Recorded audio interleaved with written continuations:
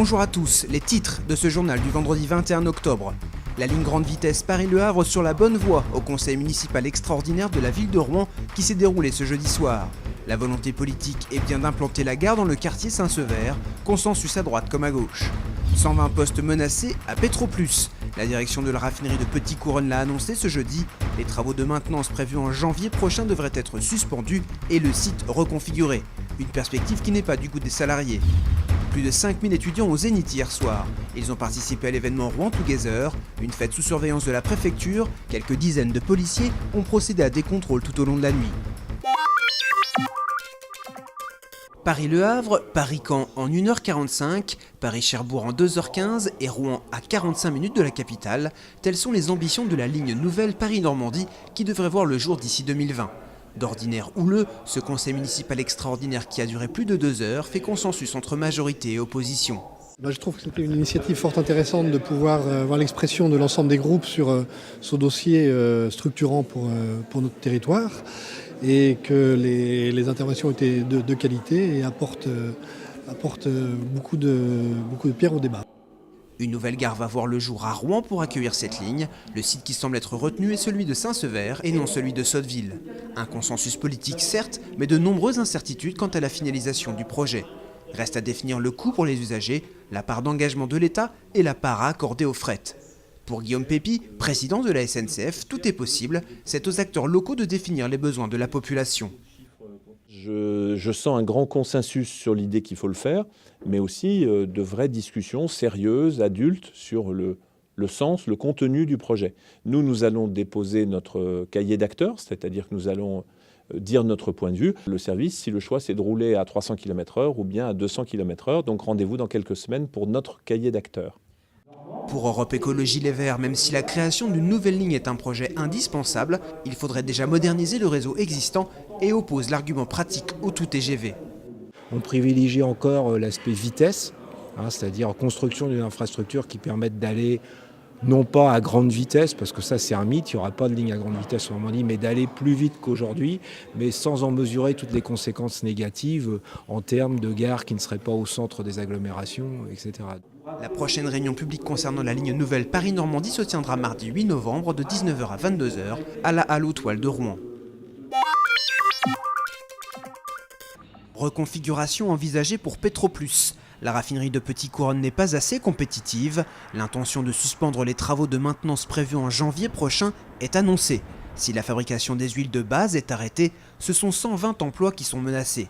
Cette action permettrait d'assurer la pérennité du site qui connaît de lourdes pertes d'exploitation. Salariés et syndicats ne l'entendent pas de cette oreille. Si on retire les huiles, c'est une mort annoncée. C'est-à-dire que la raffinerie ne sera jamais, malgré ce que dit le groupe, ce n'est pas pour sauver la raffinerie que ce qu'ils font, c'est nous blesser avant de nous tuer. Et ici, tout seul à Petit-Couronne, on ne sauvera pas la raffinerie. On doit sauver le raffinage en Europe et le raffinage en France. Parce qu'actuellement, c'est ça, on nous dit les raffineries produisent trop d'essence, pas assez de gazoil. On importe de l'essence. Pourquoi on importe alors qu'on en produit de trop ? Actuellement, la raffinerie produit 150 000 barils par jour d'essence, gasoil, huile ou bitume. La direction de Petroplus ne souhaite pas s'exprimer avant le 27 octobre, date du prochain comité d'entreprise.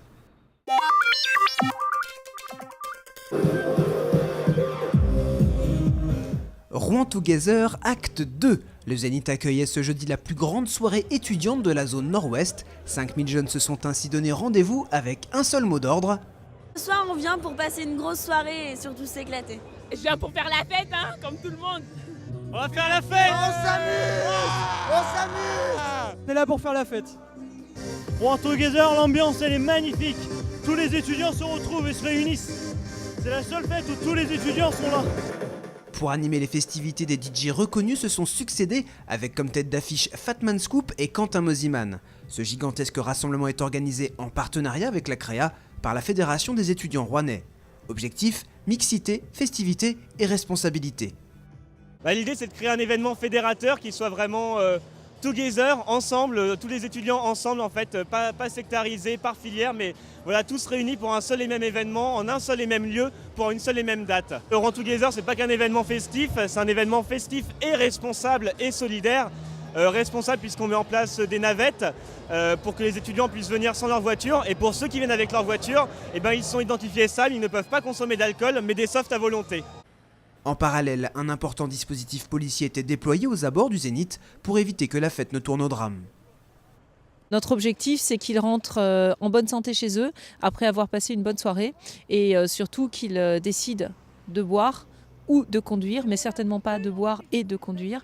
Et s'ils le font, ils seront nécessairement contrôlés et interpellés. Notre seul souci, c'est qu'ils rentrent chez eux dans les meilleures conditions possibles.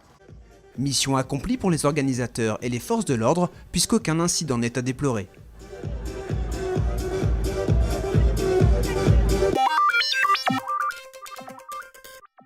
La foire Saint-Romain ouvre ce vendredi. Cette fête traditionnelle devait vivre sa dernière édition dans la configuration actuelle.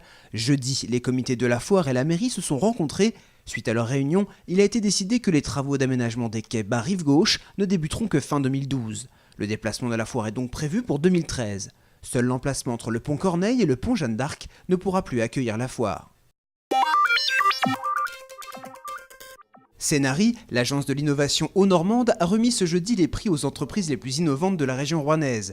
Répartis en 3 catégories, innovation organisationnelle, innovation technique et innovation de services et de marché, les lauréats se sont vus remettre des chèques allant de 5 000 à 10 000 euros. Pour l'agence Cénari, l'objectif est clair. Valoriser l'innovation, la vulgariser, et l'idée c'est de récompenser les entreprises pour des projets innovants. Récompenser l'entreprise elle-même, récompenser l'équipe et faciliter la commercialisation du produit ou du service. Grâce à ce prix, les entreprises peuvent mettre en place des projets qui simplifient la vie de tous, même à l'étranger. Le trophée de l'innovation technique a été décerné à la société Concerto, qui a reçu un chèque de 10 000 euros. L'innovation, elle est surtout pour l'Afrique puisque nous amenons des techniques modernes, utilisant donc les techniques membranaires qui sont vraiment très performantes dans l'élimination des virus et des bactéries. Et nous amenons ces technologies-là avec les panneaux solaires, avec de l'automatisme, avec de l'instrumentation, avec de la formation. On fait un véritable transfert de savoir-faire de nos technologies vers l'Afrique pour qu'ils puissent enfin bénéficier d'une eau potable digne de ce nom. L'invité de la rédaction est ce soir Didier Pézier, le président de Cénari.